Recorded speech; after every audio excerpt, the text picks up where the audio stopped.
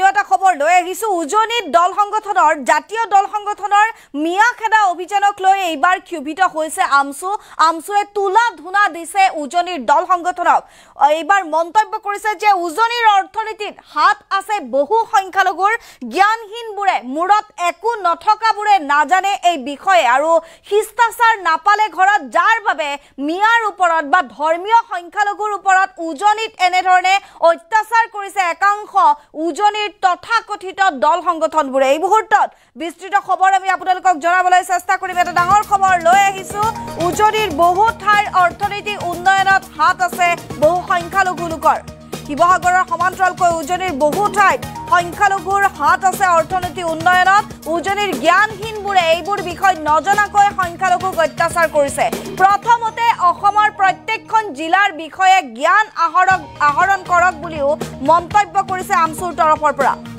কেৱল নিজৰ চৌদিশৰ চাৰিসীমাত আবদ্ধ হৈ ভুকিব জানে বাকি একোৱেই নাজানে চান্দা খুজি ফুৰা লৰাবোৰে ধৰ্মীয় সংখ্যালঘুক অত্যাচাৰ কৰিছে বুলিও মন্তব্য বিশেষকৈ হোজাইৰ যুৱকক অমানৱীয় হাৰাশাস্তি কৰিছে কিন্তু হোজাইৰ বহু সংখ্যালঘুৰ হাত আছে শিৱসাগৰৰ অৰ্থনীতি উন্নয়নৰ ক্ষেত্ৰত উজনিৰ পৰা আঁতৰি নাহিলে হোজাইৰ যুৱকক আক্ৰমণ কৰিব বুলি যি মন্তব্য কৰিছিল সেয়া দৃশ্য ভাইৰেল তাৰ পাছতে এনেধৰণে আমছুৱে মন্তব্য কৰিছে সৰুতে তেওঁলোকক ঘৰত ভালদৰে শিষ্টাচাৰ নিশিকালে যাৰ বাবে আজি এনেধৰণৰ আচৰণ এনেধৰণে সংখ্যালঘুৰ সৈতে আচৰণ কৰিছে উজনিৰ দল সংগঠনৰ নেতাই আইন বিৰোধী কাৰ্যকলাপ কৰা এই নেতাসকলৰ ওপৰত চোকা দৃষ্টি ৰাখিব লাগে প্ৰশাসনে উজনিৰ মিয়া খেদা অভিযানক লৈ ক্ষোভ প্ৰকাশ কৰিছে আমছুৰ তৰফৰ পৰা এনেধৰণে হোজাই জিলা আমছুৰ সভাপতি কবিৰ আহমেদ লস্কৰে তুলা ধুনা দিছে উজনিৰ দল সংগঠনক আজিৰ দিনটোত যি এক দৃশ্য ভাইৰেল হৈ আছে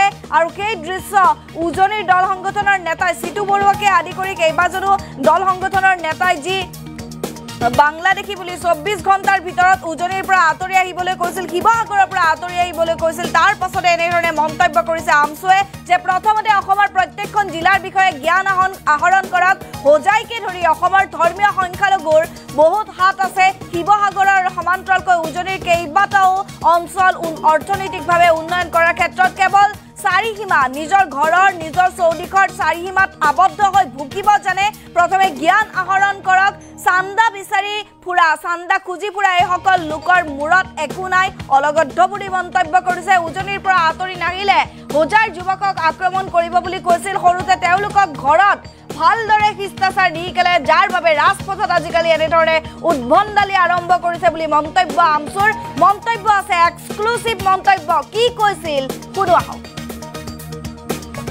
চক শিৱসাগৰত কিছুমান চুলাই খাই দিন পাৰ কৰা চান্দাভোগী যুৱকে বিভিন্ন ধৰ্মীয় সংখ্যালঘু মুছলমান লোকসকল আৰু বিশেষকৈ হোজাইৰ যুৱকক আজি বিভিন্ন ধৰণে শাৰীৰিক মানসিক অশ্লীল গালিগালাজেৰে হাৰাশাস্তি দিয়া পৰিলক্ষিত হৈছে যেটো সামাজিক মাধ্যমত ইতিমধ্যে ভাইৰেল হৈছে গতিকে এই যি জঘন্য ঘটনা এই যি কাৰ্যকলাপ এই যি নিন্দনীয় ব্যৱহাৰ এই ব্যৱহাৰক আমি পুনতেই বিৰোধিতা কৰিছো এটা কথা স্পষ্ট এই যুৱক সকলৰ যি ধৰণৰ ব্যৱহাৰ যি ধৰণৰ কাৰ্যকলাপ ভংগিমা এটা কথা স্পষ্টভাৱে প্ৰমাণ হৈছে যে এই সকলে সৰুতে তেওঁলোকৰ ঘৰত মাক বাপেকে কি ধৰণৰ ব্যৱহাৰ কি ধৰণৰ শিষ্টাচাৰ শিকাইছে তাৰে প্ৰমাণ তাৰে বহিঃপ্ৰকাশ আজি ঘটিছে গতিকে এই ধৰণৰ কাৰ্যকলাপৰে ভাৰতীয় লোকসকলক আইন হাতত তুলি এনেধৰণৰ হাৰাশাস্তি কৰা কোনো কাৰণতে সহ্য কৰিব নোৱাৰি আমি স্পষ্টভাৱে শিৱসাগৰ জিলা প্ৰশাসনক আমি দাবী জনাইছো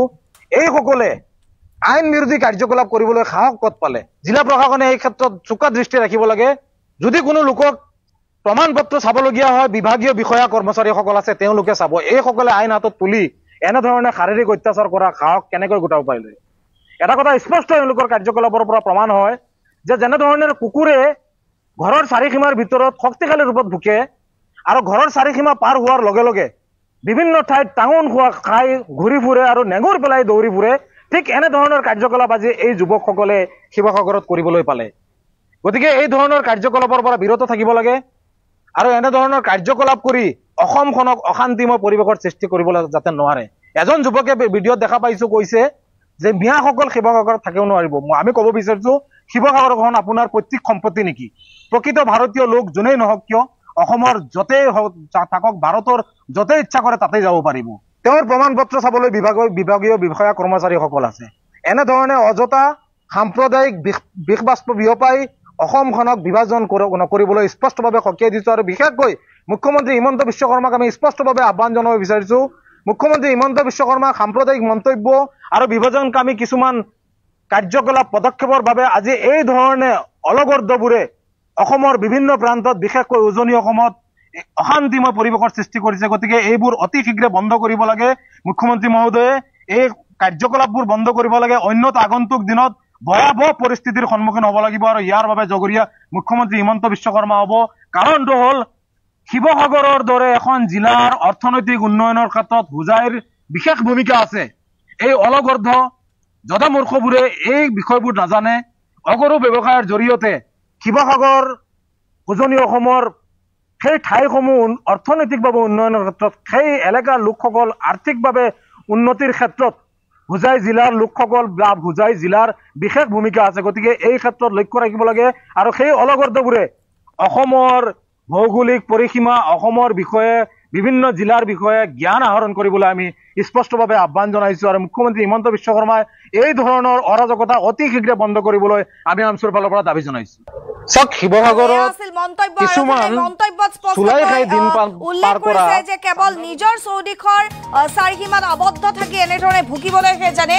শিৱসাগৰৰ অমানুহবোৰৰ কাৰ্যক তীব্ৰ ভাষাৰে গৰিহণা জনাইছো বুলি আমচুৰ হোজাই জিলা আমচুৰ সভাপতি কবিৰ আহমেদ লস্কৰে এনেধৰণে মন্তব্য কৰিছে যে বিজেপি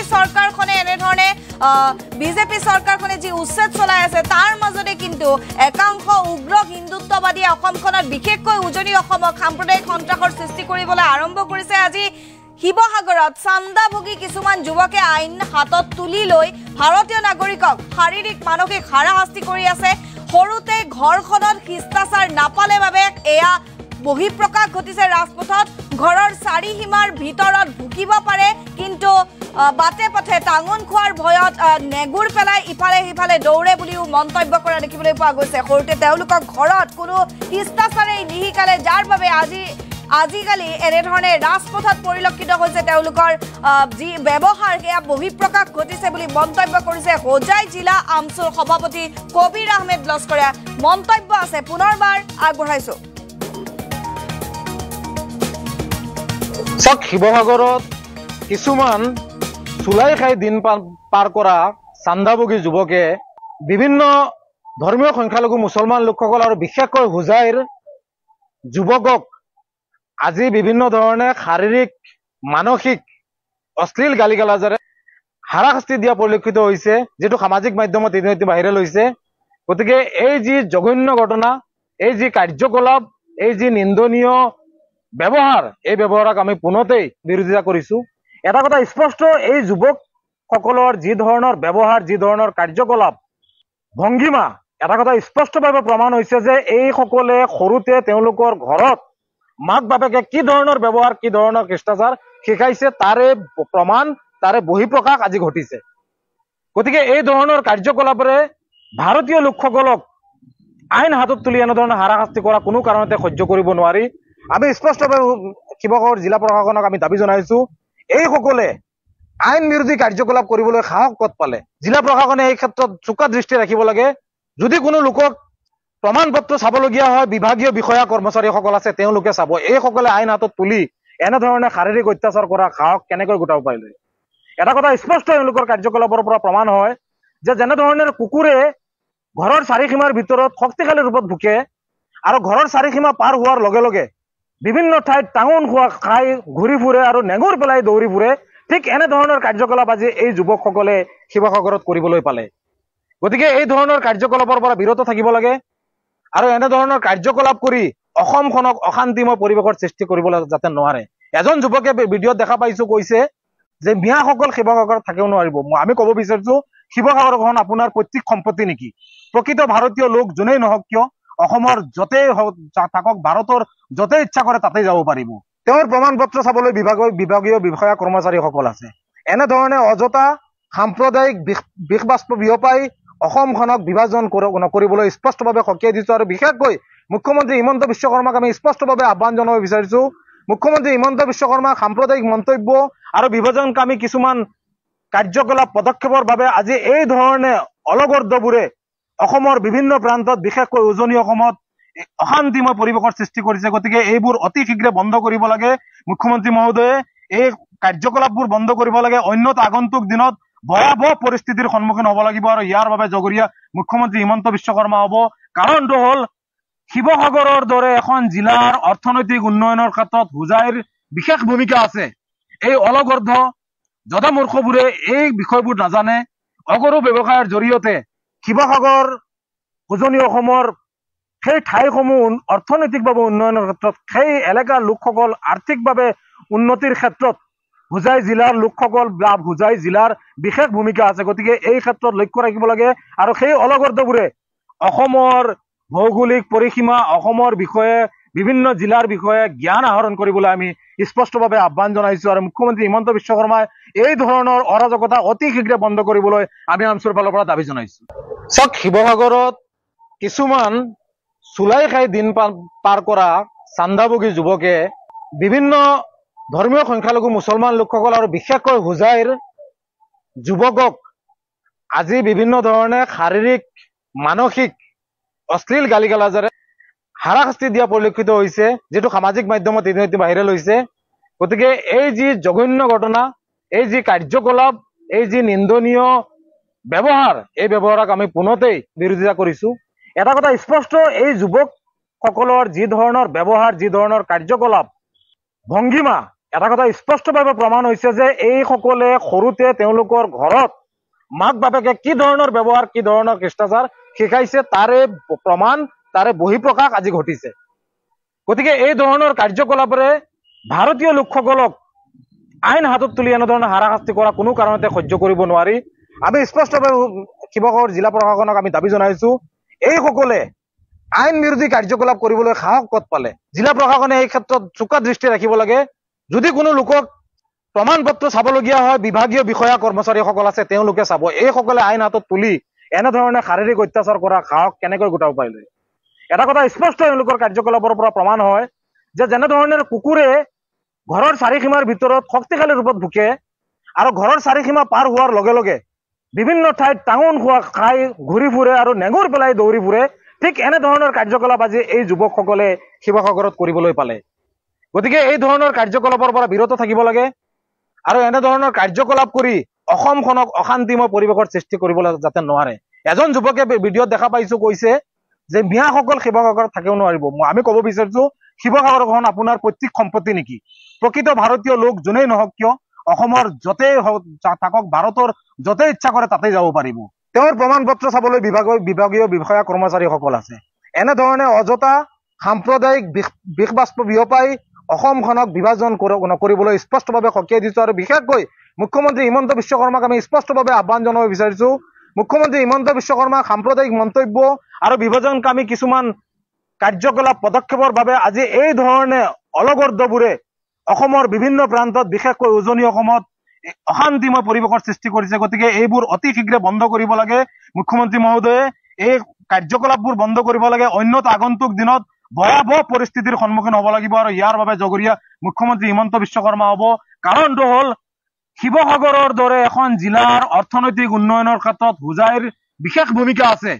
এই অলগৰ্ধ জদামূৰ্খবোৰে এই বিষয়বোৰ নাজানে। অগৰু ব্যৱসায়ৰ জৰিয়তে শিৱসাগৰ উজনি অসমৰ সেই ঠাইসমূহ অৰ্থনৈতিকভাৱে উন্নয়নৰ ক্ষেত্ৰত সেই এলেকাৰ লোকসকল আৰ্থিকভাৱে উন্নতিৰ ক্ষেত্ৰত হোজাই জিলাৰ লোকসকল বা হোজাই জিলাৰ বিশেষ ভূমিকা আছে। গতিকে এই ক্ষেত্ৰত লক্ষ্য ৰাখিব লাগে আৰু সেই অলগৰ্দবোৰে অসমৰ ভৌগোলিক পৰিসীমা অসমৰ বিষয়ে বিভিন্ন জিলাৰ বিষয়ে জ্ঞান আহৰণ কৰিবলৈ আমি স্পষ্টভাৱে আহ্বান জনাইছো আৰু মুখ্যমন্ত্ৰী হিমন্ত বিশ্ব শৰ্মাই এই ধৰণৰ অৰাজকতা অতি শীঘ্ৰে বন্ধ কৰিব।